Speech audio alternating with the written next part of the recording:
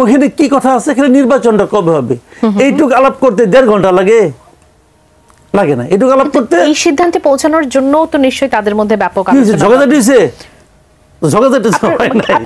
এনসিপিকে আমার কি মনে হয় জানেন, এটা হলো কি জানেন, একটা মানে এই সরকারের মানে অতিরিক্ত গুরুত্ব দেওয়া একটা দল। এই দলটার নিবন্ধন এখনো হয় নাই, তো এই দলটাকে যেভাবে গুরুত্ব দেওয়া হয় এটা আমার কাছে টু মাচ মনে হয়, আমার কাছে লজিক্যাল মনে হয় না। মাসুদ কামাল, সম্পর্কের যে সমীকরণ, বৈঠকের আগের যে সমীকরণ, বৈঠকের পর সেই সমীকরণে আপনি পরিবর্তন দেখতে পেয়েছেন কিনা? বিএনপি ঘটা করে বলছে যে তারা হচ্ছে সরকারের অবিশ্বাস তৈরি হয় এমন কোনো কিছু করবে না, এই যে নমনীয়তা দেখতে পাচ্ছেন। অন্যদিকে জামায়াতের সঙ্গে এনসিপির সাথে একটু অভিমানের বিষয়টিও চলছে।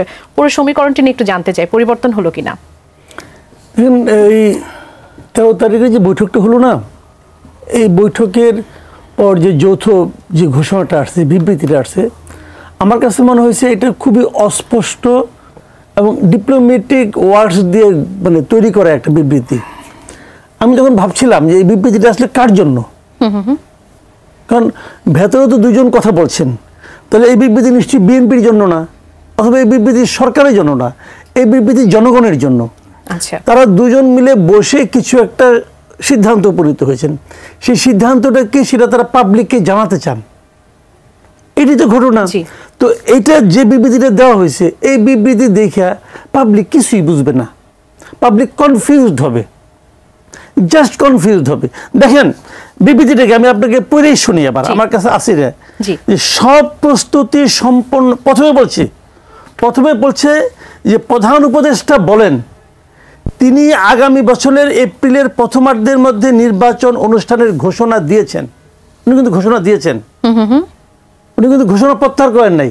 তারপরে বলতেছেন সব প্রস্তুতি সম্পন্ন করা গেলে 2026 সালে রমজান শুরু হওয়ার আগের সপ্তাহেও নির্বাচন আয়োজন করা যেতে পারে। সব প্রস্তুতি, সব মানে কি, সব যত প্রস্তুতি আছে সবগুলি উনি সম্পন্ন যদি করতে পারেন, তাহলেও ফেব্রুয়ারিতে নির্বাচন হবে, কোনো গ্যারান্টি নাই। কিন্তু আগে সব প্রস্তুতি আপনাকে সম্পন্ন করতে হবে। তারপরে বলতেছেন যদি হয় তাহলে ফেব্রুয়ারিতে করা যেতে পারে, আচ্ছা নট শিওর। তারপরে বাক্যটা হলো সেক্ষেত্রে, ওখানে আবার শর্ত আছে, সেক্ষেত্রে সেই সময়ের মধ্যে সংস্কার ও বিচার বিষয়ে পর্যাপ্ত অগ্রগতি অর্জন করা প্রয়োজন হবে। প্রত্যেকটা বাক্য কিন্তু আপনার অনিশ্চিত, মানে কোনো ক্লিয়ার কিছু নাই কিন্তু। তো এত আনক্লিয়ার, এত কনফিউজিং সেন্টেন্স ওরা ব্যবহার করছেন কার জন্য? আমাদের মতো অশিক্ষিত পাবলিকের জন্য। আমরা এটা পড়ছি আর হতাশ হয়েছি। আমরা বুদ্ধি কম, বিএনপির মাথায় অনেক বুদ্ধি। বিএনপি ওই দিন থেকে ঈদের আনন্দ আরম্ভ করছে। বিএনপির ওখানে যে বসেছিলেন আমির হোসেন মাহমুদ চৌধুরী, খুবই সিনিয়র লিডার, উনি বলে বসলেন আমরা সম্পূর্ণ সন্তুষ্ট। মানে সন্তুষ্ট শেষ নাই, সম্পূর্ণ সন্তুষ্ট তারা। এখানেও ঢাকায়ও দেখলাম সবাই সন্তুষ্ট। সন্তুষ্ট কিসের উপর নির্ভর, আমি এটি জানতে চাচ্ছি, ওনারা সন্তুষ্ট কিসের উপর? এটা কি ভুল, মানে বিষয়টাকে ভুল মেসেজটা তাদের কাছে পৌঁছালো? না, তা না, ভুল ভাবলেন না, তা ভুল ভাবে নাই ভাই। আমি আপনি পাবলিক ভোট দেই, ভোটটা কাদেরকে দেই? ওনাদেরকে দেই। জি, তো ওনারা আমাদের যে কম বুদ্ধিমান, এটা আপনি বিশ্বাস করেন? আমি বিশ্বাস করি না। ওনাদের বুদ্ধি অনেক বেশি, অনেক অনেক মাথার মধ্যে সব কথা বলে না তো খুলে, ভেতরে কিছু আছে যেটা আমাদের মধ্যে বলে নাই। বলছে তোমাদের বলে লাভ নাই, তোমরা বুঝবা না, এটা আমাদের কাছে থাক। তো আছে বুদ্ধি নিয়ে ওনারা, পেছনে কিছু আছে, সেইটা কি এটা আমি আপনি জানি না। তবে 2 দিন পরে আবার একটা জায়গায় দেখলাম সালাউদ্দিন আহমেদ সাহেব একটা কথা বলছেন। উনি কি বলছেন? যে আমরা ভবিষ্যতে রাষ্ট্র পরিচালনার ক্ষেত্রে জাতি গঠনের প্রক্রিয়ায় ডক্টর মোহাম্মদ ইউনূসের অভিজ্ঞতা ও পরামর্শকে কাজে লাগানোর আগ্রহ প্রকাশ করেছি। আগ্রহটা কার কাছে প্রকাশ করছে? কার কাছে? ডক্টর ইউনূসের কাছে। কখন করলো? দেখেন পুরো যৌথ বিবৃতি যেটা আসছে, ওখানে কি কথা আছে, এখানে নির্বাচনটা কবে হবে, এইটুকু আলাপ করতে 1.5 ঘন্টা লাগে না? এইটুকু আলাপ করতে, এই সিদ্ধান্তে পৌঁছানোর জন্য তো নিশ্চয়ই তাদের মধ্যে ব্যাপক আপনার কাছে কি মনে হচ্ছে মাসুদ ভাই, এই যে বিএনপি হঠাৎ করে নমনীয় হয়ে গেল সরকারের? অনেক কিছু হয়েছে, অনেক কথাবার্তা হয়েছে, যে কথাবার্তাগুলো আমরা জানি না, একদম হয়তো সেগুলো জাতিকে উন্নতি চরম শিখরে নিয়ে যাবে অথবা যাবে না, আমরা জানি না। তবে আমাদের মতো পাবলিকের সমস্যা নেই জানেন, ভূত কিন্তু আসে রাতের বেলায়, দিনের বেলা আসে না। কিন্তু যখন অন্ধকার অস্পষ্টতা সেখানে ভূত আসে। কিন্তু তো যেখানে অস্পষ্টতা সেখানে মনে সন্দেহ করে। তো আমরা তো ক্লিয়ার হতে চাই। আজকে এতদিন হয়ে গেছেন, ওইখানে কি আলাপ হয়েছে? বিএনপির যে ওনারা তো কেন্দ্রীয় নেতা, ওনারাও জানেন কিনা আমার সন্দেহ আছে, কারণ আমি অনেকের সঙ্গে ব্যক্তিগত পর্যায়ে আলাপ টালাপ করি, কিন্তু কেউ জানে বলে মনে হয় নাই। তাহলে কি হইলো আলাপটা? পুরো জাতিকে আপনি অন্ধকারে রেখে 1.5 ঘন্টা বসে আলাপ করছেন ভাই। আপনাদের হয়তো দলের প্রতি আনুগত্য আছে, আপনারা এটা মানলেন। আমার তো কোনো দলমল নাই, আমি তো পাবলিক। আমি কিন্তু ভাই সন্দেহ করতে চাই, এবং সন্দেহ করাটাই আমার কাজ। আমি সেই জায়গায় প্রশ্নটা করছি, আপনি কি আলাপ করছেন? এই ডক্টর মোহাম্মদ ইউনূসকে জাতি গঠনের অভিজ্ঞতা পরামর্শ কাজে লাগাবেন, এই প্রস্তাব তাকে দিচ্ছেন, সেই প্রস্তাব ওনারা গ্রহণ করছেন, কি করছেন? জানতে চাই। এই জানার আগ্রহটা আমাদের থাকবে। যতদিন পর্যন্ত উত্তর না পাবো, ততদিন পর্যন্ত এই জানতে চাওয়ার সঙ্গে আরো অনেক শাখা প্রশাখা কিন্তু গজাবে। একদম। এখন কি কারণে খুশি হন? ওইটুক কথা কিন্তু আমারে বললে আমি খুশি হইতাম না। তো ওরা খুশি হয়েছে কে? ভিতরে কিছু আছে, সেটা এখনো বোঝা যাচ্ছে না। হয়তো দিন জানবো কোন শুভক্ষণ। আমি খুশি না, আমি কিন্তু বলেছি ব্যাখ্যা করবেন না। এনসিপি তাদের মতো করে চলবে। দেখেন এনসিপিকে আমার কি মনে হয় জানেন, এটা হলো কি জানেন, একটা মানে এই সরকারের মানে অতিরিক্ত গুরুত্ব দেওয়া একটা দল। এই দলটার নিবন্ধন এখনো হয় নাই। তো এই দলটাকে যেভাবে গুরুত্ব দেওয়া হয়, এটা আমার কাছে টু মাচ মনে হয়, আমার কাছে লজিক্যাল মনে হয় না। আপনি হয়তো বলবেন যে না, ওনারা তো আন্দোলনের সঙ্গে ছিল।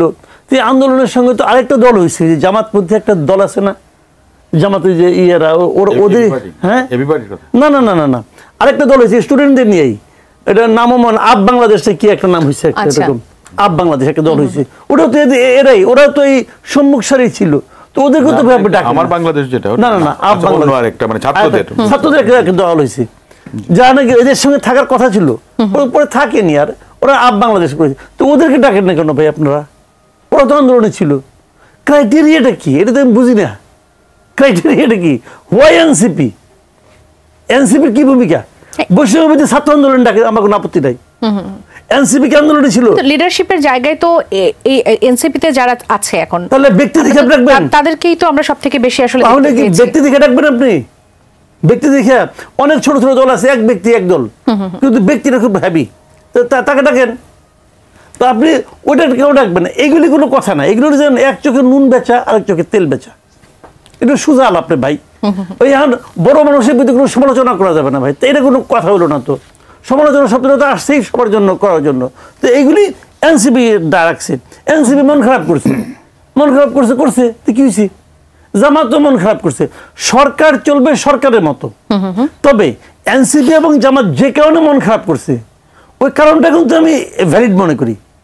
সেটা কি রকম? সেটা হলো যে আপনারা একটা মাত্র পলিটিক্যাল পার্টির সঙ্গে বসে আপনি কিন্তু নির্বাচনের ডেট ঘোষণা করতে পারেন না, এটা কিন্তু আমি মনে করি। মানে নির্বাচনের ডেট ঘোষণা নিয়ে তো এখন পর্যন্ত অস্পষ্টতা না, অস্পষ্টতা না হলেও এই যে ফেব্রুয়ারি শব্দটা যে উচ্চারণ করেছেন আপনি, এটা আপনি করতে পারেন না। আচ্ছা, একটা মাত্র দলের সঙ্গে বসে আপনি বলা উচিত ছিল যে ঠিক আছে, আলাপ করলাম, আলাপ সফল হয়েছে, আমি দেশে গিয়ে একটা ঘোষণা দেবো, অন্যদের সঙ্গে বসেও হয়ে যেত। আরে ভাই, এত কিছু তো করার দরকার নাই।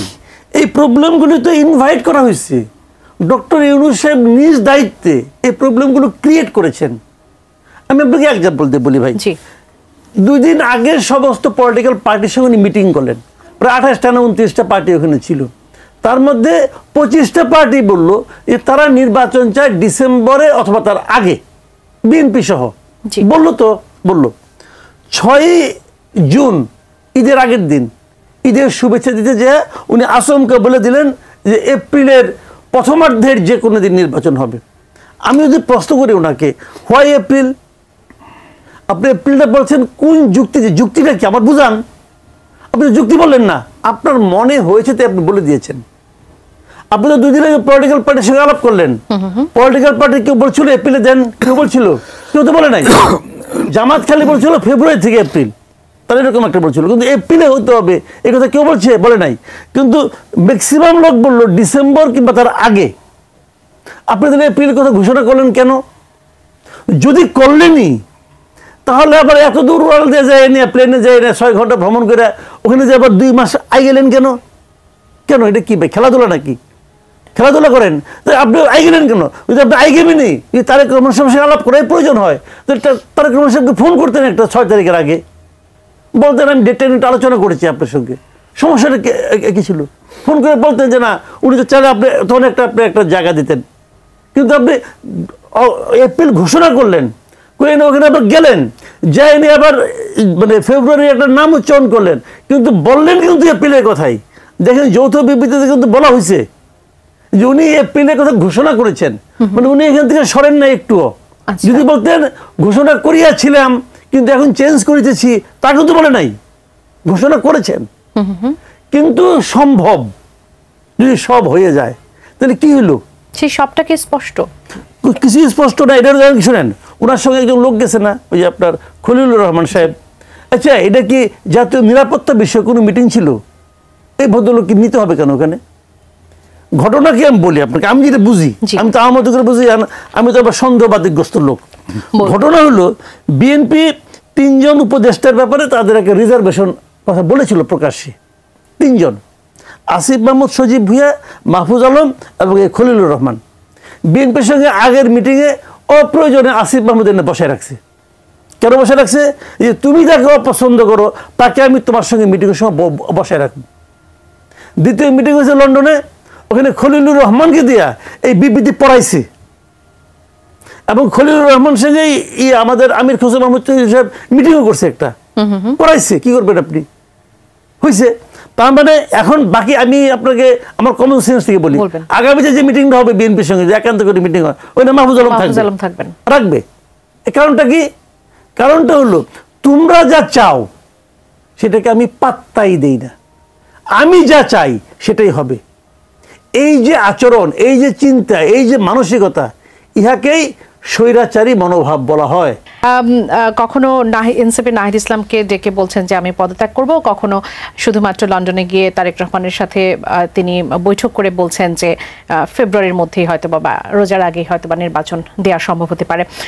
মাঝখান থেকে আজকের ঘটনা যদি বলি, ছোট ছোট দলগুলোর সাথে আলোচনায় আজকে জামাতকে বেশি কথা বলতে দেওয়ার সুযোগ দেওয়া হয়েছে বলে একেবারে ওয়াক আউট করেছেন গণফোরামের সাধারণ সম্পাদক ডক্টর মিজানুর রহমান, সিপিবির রহিন হোসেন প্রিন্স, ভারতীয় জোটের সমন্বয়ক সাহাদ হোসেন সেলিম, কারণ তারা গুরুত্ব পাচ্ছেন না। আমার প্রশ্নটা হচ্ছে যে ছোট ছোট দল যারা আছেন তাদেরকে কতটুকু গুরুত্ব দিচ্ছে এই সরকার? দিচ্ছে না তো। আমি তো প্রথমেই বললাম আপনাকে যে দলটার নাম আমি বেরকে বলেছি, নাম হলো ইউনাইটেড পিপলস বাংলাদেশ। আচ্ছা, আর সংক্ষেপ হলো আপ বাংলাদেশ। আমি তখন আপনি বলছিলাম, যার সভাপতি হচ্ছে আপনার আলী হাসান জুনায়েদ এবং মহাসচিব হচ্ছে রাফে সালমান রিফাত। এরা ছাত্র শিবির করতে এক সময়, এবং এই পুরো আন্দোলনে, এই স্বৈরাচার বিরোধী আন্দোলনে এদের দুজনের অসাধারণ ভূমিকা ছিল, খুবই দুর্দান্ত ভূমিকা ছিল এদের। এদের সঙ্গে শেষ পর্যন্ত এনসিপির মেলে নিয়ে কথা ছিল তারাও ওখানে থাকবে, এবং এমনও কথা হয়েছিল যে জুনায়েদকেই মহাসচিব বানানো হবে। আচ্ছা, মানে সাধারণ সম্পাদক যে পোস্ট আর কি, এটা যেটার মধ্যে এখন আক্তার সাহেব আছেন। আচ্ছা, এই জুনায়েদ এটার দাবিদার ছিল। কিন্তু তো এরা তো কি শিবির করতো না কি করতো আমার জানা দরকার না, আমার জানা দরকারটা হলো কি এরা তো আন্দোলনই ছিল একদম। তো নাহিদ ইসলামের যোগ্যতাটা কি? সে আন্দোলনে ছিল, তো এরাও আন্দোলনে ছিল, এরাও আন্দোলনের সম্মুখ সারির মুখ। এরাও একটা দল করছে, নাম হলো আপ বাংলাদেশ নামে, এটা মে মাসে হয়েছে, আত্মপ্রকাশ করছে। এখন এনসিপি যদি নিবন্ধন পায় নাই, এরাও নিবন্ধন পায় নাই, তো এদের সঙ্গে এনসিপির পার্থক্যটা আপনি কিভাবে করবেন? তো এদেরকে দাওয়াত করলেন না কেন? তো এইখানেই তো আপনি বৈষম্য করলেন। আপনি তো বৈষম্য শুরু করছেন রে ভাই, আপনি তো পক্ষপাত দুষ্ট আচরণ করতেছেন। এটা তো সবাই বলবে। কে না জানে বাংলাদেশের, কে না জানে যে এনসিপি হলো ডক্টর ইউনূসের স্বপ্নের দল। কারণ উনি তো এটা লন্ডনে যে ফিনান্সিয়াল টাইমসকে বলে আসছে, ওখানকার পডকাস্টে বলছে, সরাসরি বলছে যে আমি ওদের ডেকে বলছি তোমরা একটা রাজনৈতিক দল করো। তো ওরা বলছে না আমাদের তো কেউ চিনে না, আমার দলগুলো হবে। তখন আমি তাদেরকে বললাম হ্যাঁ তোমাদেরকে দেশের সবাই চিনে, তোমরা দল করলে দলে দলে লোক আসবে। তো পলিটিশিয়ান হিসেবে ডক্টর ইউনূস আসলে 100-র মধ্যে 3-4 বেশি পাবে না, মানে পলিটিক্সে মানে পলিটিশিয়ান হিসাবে আচ্ছা। পলিটিক্যাল যে নলেজ, এই নলেজ যদি পরীক্ষা হয় ইউনূস সাহেব 100 মধ্যে 3-4-এর বেশি পাবে না। কারণ উনি নিজের ওনার পলিটিক্যাল একটা ছিল, পার্টি করছিল, ফ্লপ খাইছে মাস না যাইতে, আবার এদেরকে আইনা চৌরাস্তার মোড়ে দাঁড় করাই দিচ্ছে, দিয়ে এদের তো লোক নাই। কারণটা কি, ওনার উপলব্ধির ভুলটা কথা সেটা আমি বলি। ব্যক্তির পরিচয় দল হয় না। দল করতে হলে মাঠ পর্যায়ে সংগঠন থাকতে হয়। তোমাদের সবাই চিনে, উনি এটাই মনে করছেন যে তোমাদের সবাই চিনে, যেহেতু তোমাকে চিনে অতএব তুমি দাঁড়ালে পরে একটা দল হয়ে যাব। হবে না, দল এভাবে হয় না রে ভাই। আমারও এখন আল্লাহর রহমতে বাংলাদেশ অনেক লোক চিনে, আমি যদি দল করতে যাই 3 জন লোক জোগাড় করতে পারবো না। এটাই নিয়তি। ব্যক্তির পরিচয় দল হয় না। দল করতে হলে মাঠ পর্যায় থেকে সংগঠন গড়ে উঠতে হয়, সেখান থেকে দল হয়। এনসিপি তো সেই চেষ্টাটা আসলে চালিয়ে যাচ্ছে। যেমন কেমন চালাবে? যখনই তারা ঢাকার বাইরে যায়, শুনেন এই দেশের মানুষ কিন্তু খুব সচেতন। যখনই তারা ঢাকার বাইরে যায়, যায় এনে ইউনিয়ন অফিসে বসে এনে সভা কক্ষে বসে মিটিং করে, পাবলিক কয়ে যাবে তুমি এনে কেন, তুমি এখানে মিটিং করো কোন এখতিয়ারে? যখনই তারা ঢাকার বাইরে যায়, ঢাকা, আমি একজন লোকের কথা জানি, আমি বলি আপনাকে, আমাকে কালকে একজন জানালো ইনফরমেশন দুটো, যে একজন এরকম সমন্বয়ক জেলা পর্যায়ের এক নারী সমন্বয়ক আর কি, একটা এখনো স্যার মাস্টার্সও কমপ্লিট হয় নাই। আচ্ছা, সমন্বয়ক হওয়ার পরে এখন উনি গুলশানে থাকেন বাসা ভাড়া নিয়ে, মাঝে মাঝে ক্লাস করার সময় এখান থেকে প্লেনে করে যান, যাই নিয়ে ক্লাস করে আবার চলে আসেন। তো উনি তো সমন্বয়ক। এখন এই জিনিসটা ওনার আত্মীয় স্বজন, পাড়া প্রতিবেশী, ওনার ক্লাসমেট সবাই দেখে না? দেখে তো। এখন যখন দেখে তখন ওই একজনের কারণে কিন্তু পুরা সমন্বয়কদের উপর একটা মানুষের ধারণা চলে আসে যে এরা বুঝি এমনই। যেমন আব্দুল হান্নান মাসুদ, জি, সে নিজে বলতেছে যে আমার এলাকার সবচেয়ে দরিদ্র হলাম আমরা। আর সবচেয়ে দরিদ্র এমন এক গাড়িতে চড়ছে যে গাড়ি নাকি ওই এলাকার লোক কেউ দেখে নাই। এখন বলে আমাকে একজন ব্যবসায়ী দিছে। হ্যাঁ দিছে, মানলাম দিছে। কেন দিছে? ওবায়দুল কাদের যখন নাকি আপনার বাংলা বাণিজ্যে চাকরি করতো, ও সে সাংবাদিক ছিল কিন্তু, আচ্ছা, বাংলা বাণিজ্যে চাকরি করতো, বাংলা বাণিজ্য পেছনের একটা রেস্টুরেন্টে খাইতো, বাকি রাখতো। ও গেলে ওখানে আমরা যেতাম চা খাইতে, আচ্ছা, মতিঝিলে। তখন আমরা ঢুকলে পরেই ওখানকার বলতো যে এই যে সব আসছে, আবার বাকি দিবে, টাকা তো আর দিবে না, খালি বড় বড় কথা বলে চলে যাবে, বাইক যেত। কিন্তু সেই লোক যখন 30 লাখ টাকা আবার ঘড়ি পরে, তাকে যখন জিজ্ঞাসা করে ঘড়ি কোথায় পেলেন, ওইকে আমাকে লোকে ভালোবেসে দেয়। তো এখন ভালোবেসে কেউ টাকা দেয় না? এখন যে ভালোবেসে পড়ে আছে, ওই 30 লাখ টাকা যিনি দিয়েছিল উনি কি এখন যায় তার কাছে? খবর নেয়? নেয় না। কেন নেয় না? ব্যবসায়ীরা যখন কিছু একটা দেয়, পৃথিবীর কোনো ব্যবসায়ী দেয় না, ইনভেস্ট করে। তো এখন ওনাদের কাছে কেন ইনভেস্ট করতেছে? হান্নান মাসুদ কেন ইনভেস্ট করে? ওই ভদ্রমহিলা যার কথা বললাম তাকে কেন ইনভেস্ট করে? কারণ ওনারা বিনিময়ে তাদেরকে কিছু পাইয়ে দিতে পারে। এখন এই লোকগুলি যখন তারা যখন এই লোকগুলি যখন প্রত্যন্ত অঞ্চলে যায় সংগঠন করতে, সংগঠন হবে? হবে না। তাদের সঙ্গে আরো কয়েকজন ধান্দাবাজ জুটবে। কারণ ওই ধান্দাবাজে মনে করো তাহলে আমিও তাহলে আমার লেভেলে কিছু এগুলি করি, তাহলে তো পাবলিকের ভর্তি হলো, ওটা পাবলিকে তো আপনি ইনভলভ করতে পারবেন না। যে কারণে আজকে এনসিপির এই অবস্থা।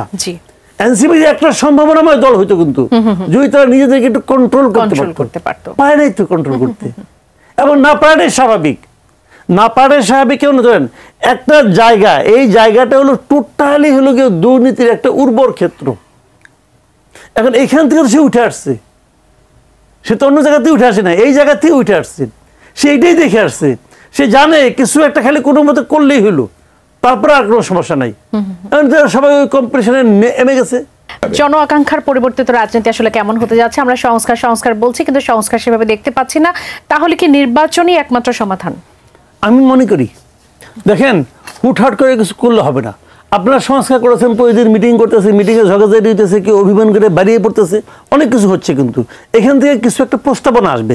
আমি প্রস্তাবনাগুলিকে নিয়ে আমার কোনো আপত্তি নেই, প্রস্তাবনা আসতেই পারে, নতুন নতুন প্রস্তাব আসবে। আবার দেখেন বিএনপি দীর্ঘদিন ধরে এদের সংস্কার শব্দটা বাংলাদেশে প্রথম আবিষ্কারই করছে বিএনপি। 2.5 বছর আগে তারা কি রাষ্ট্র সংস্কার করবে, রাষ্ট্র মেরামত করবে, 2016 সালে প্রথম তারা করে রাখছে। কিন্তু এখন আমার কথা হলো কি, যে ঠিক আছে এরা যেটা করতেছে আমার খালি একটাই প্রশ্ন, আপনারা যেটা করতেছেন এরা কারা? এক নাম্বার, কিছু এনজিও, কিছু ভাড়াটে বুদ্ধিজীবী এরা করতেছে। কি কারণে করতেছে? দেশ পরিচালাবে। কারা চালাবে? পলিটিশিয়ানরা চালাবে। তো পলিটিশিয়ানরা কিভাবে চলবে? এটা কি ভাই এনজিও আর ভাড়াটে বুদ্ধিজীবীরা করে দিবে? এটা আপনার বোঝান না ভাই। এরা যদি শুরুতেই ওই বিভিন্ন দলের কাছ থেকে সংস্কার প্রস্তাব নিত, নিয়ে তারপরে যদি কম্পাইল করতো, ওটা তো ভালো। কিন্তু এরা করেছে কি, নিজেরা আগে এটা কম্পাইল করছে, করে নিয়ে তারপরে বলে তুমি এর মধ্যে কোনটা মানো। ভাই এইটা বাস্তবায়ন করবে কারা? এই পলিটিক্যাল পার্টিগুলি তো। ধরেন আমি হাইপোথেটিক্যালি ধরলাম বিএনপি ক্ষমতায় গেল, এরা সংস্কার প্রস্তাব অনেকগুলি টিক চিহ্ন দিল, মিলে সবকিছু হইলো। বিএনপি যাই করলো, এগুলি আমি কেন মানবো? আমার তো নিজেরই 31 দফা আছে, আমার এর চেয়ে কোন অংশে কম, কোন অংশে খারাপ বলেন আপনি? তো আমি একটা বলে রাখি আপনাকে, আমার পাশে বিএনপির এক লিডার আছে, তাকে সাক্ষী রেখেই বলি, যদি বিএনপি ক্ষমতায় আসে তারা 31 দফার বাইরে কোনো সংস্কার মানবে না। অসংখ্য